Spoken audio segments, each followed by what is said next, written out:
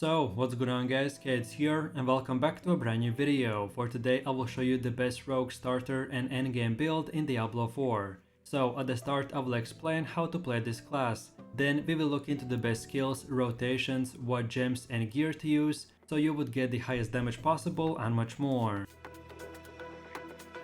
So Rogue is one of the fastest classes in the game, as he can do insane amount of damage to groups of enemies while moving around the battlefield, which makes him amazing for leveling, farming and endgame dungeons. We will be using the Twisting Blades build, which will combine a melee playstyle with extremely high mobility, so this will maximize our movement speed and the amount of enemies we kill at once. While the Rogue is not easy to play at start, it will feel amazing once you complete the build and just get used to it. This build guide is split into two parts. The first part is a Twisting Blades leveling build, so to go from level 1 to 50, and then the second part is the full endgame build, which requires at least level 50. So with that said, let's move over to the leveling build. So to start off, from getting to level 3, we have to put 2 points into these two nodes. Then from level 4 to 7 we spend 4 points in here, then from level 8 to 15 we will get 8 points, which we want to use by getting all of these nodes. And don't forget that once you reach level 15, you have to complete a short questline,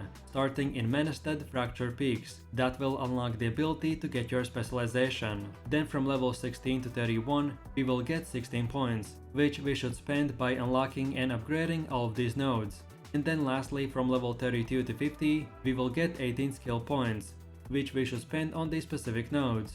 And then lastly, don't forget about the renown, which after you gather all the renown in the game, you will get 10 extra skill points. I recommend to spend them towards your leveling progression, as I just explained a second ago, and then in the endgame build I will show you where to spend your last 10 leftover skill points. Then as far as progressing goes, leveling up in Diablo 4 is similar to most of the other MMOs. So for the most part, this will mean that you have to constantly replace one rare item with a better one, all the way up to level 50. So as there isn't one best leveling gear, the stats to look out for the one-handed weapons are preferably the daggers, and for them you want to get high DPS, 4 skill damage, vulnerable damage and damage to close enemies. And then for the ranged weapons, preferably crossbow, you want to get the core skill damage, vulnerable damage and damage to close enemies. Then for your clothes, the armor pieces typically grant us defensive and utility stats, except the gloves which will offer us offensive stats. So for your helmet, try to get the cooldown reduction,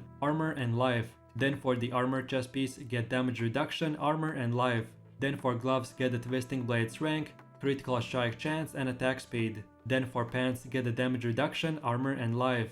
Then for boots, get the movement speed and energy cost reduction. Then for the amulet, get the movement speed, energy cost reduction, damage and cooldown reduction. And then lastly for rings, try to get a critical strike chance and critical strike damage. And of course, don't forget to not upgrade armor and jewelry while leveling. I only recommend to socket armor with the topaz gem, then jewelry with the skulls, and weapons with the emeralds, and then save the rest of your upgrades for your level 50 build. The Twisting Blades rogue build is super fast and fun build, if you want to speedrun to the endgame. For the highest damage rotation, I recommend to attack enemies with the basic attack, then use the evade, then Twisting Blades, and then finally finish them off with the shadow step. So this way we will hit more enemies when we use our Twisting Blades. And then lastly, don't forget to use Poison Trap and Dark Shroud to protect yourself from the enemy attacks, and that's about it.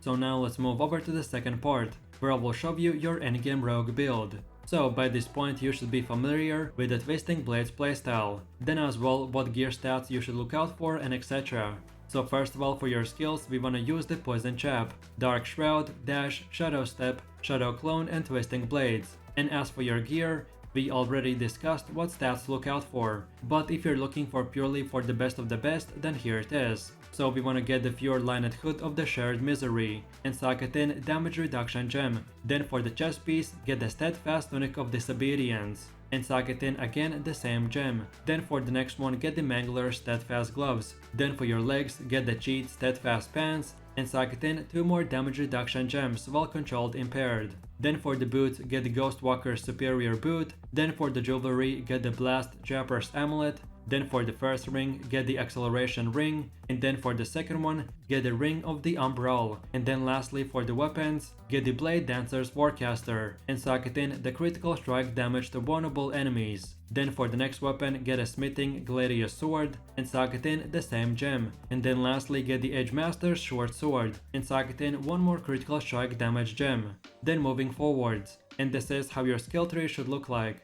If you just came from the leveling build, then this is very similar, so again just copy these exact upgrades. And don't forget that by gathering all the renown in the game, you will get 10 extra skill points. And then finally we have the Paragon system. At first it may seem overwhelming, but if you're like me who played the previous Diablo games, then this is quite self-explanatory. So starting off, this is how your first 26 points should be spent. Then this is how it should look like at 62 points, and then this is how it should look like at around 92 points. And then lastly, this is our final goal at around 109 points. Another new major feature of Paragon board are the glyphs, which are inserted into sockets, and they will provide massive bonuses that scale with your stats. You can level up your glyphs by successfully completing nightmare dungeons. And here are my top 6 best ones. So we select the exploit, combat, diminish, turf, closer, and control. So then in my final summary, the Twisting Blades Rogue is super fun and mobile assassin build that can speedrun through any world tier content.